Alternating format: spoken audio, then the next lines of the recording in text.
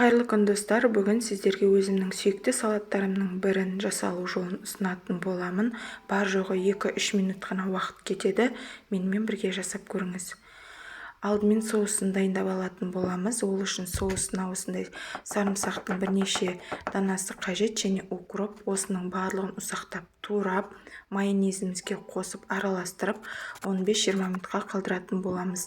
Сол кезде сарымсақтың ашуы кетіп, майонезге дәмі сіңіп, ерекше дәмді болып көрінеді. Осылай жасап көріңіздер. Мінекей біздің соусымыз дайын, оның үстіне қара бұрыш сеуіп араластырып қойдым. Енді 40 қабатымызды өте ұсақ және жіңішке етіп турайтын боламыз. Видеода көріп тұрғандарыңыздай ыдысымызға салып, қиярымызды, помидорымызды да өз қалауымыз бойынша турасаңыздар болады. Мен ұзыншалап турайтын боламын. Көктемнің алғашқы айларында сұранысқа ие салаттың бұл түрі өте дәмді әрі дәрумендерге бай. Себебі жаңа піскен көкөністерден жасалған бұл салат ағзаңызды күш-қуатқа толтыратынына сенімдімін. Жасап көріңіздер.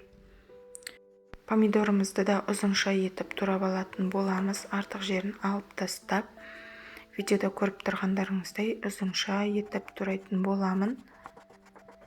Достар, егер менің арнам сіздерге ұнап жатырса, арнама тіркеліп, қоңырауша белгісін басуды ұмытпаңыздар.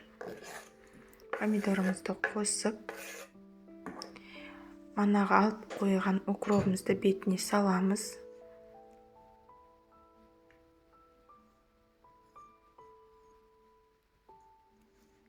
Бетіне шым-шым тұзымызды сеуіп, соусымызды қоятын боламыз, араластырамыз бірге. Біркелкі араластырып болғаннан кейін 15-20 минутқа холодильникке салып қойсаңыздар, одан да дәмдірек болып көрінеді. Негізі бірден ұсынсаңыздар да болады.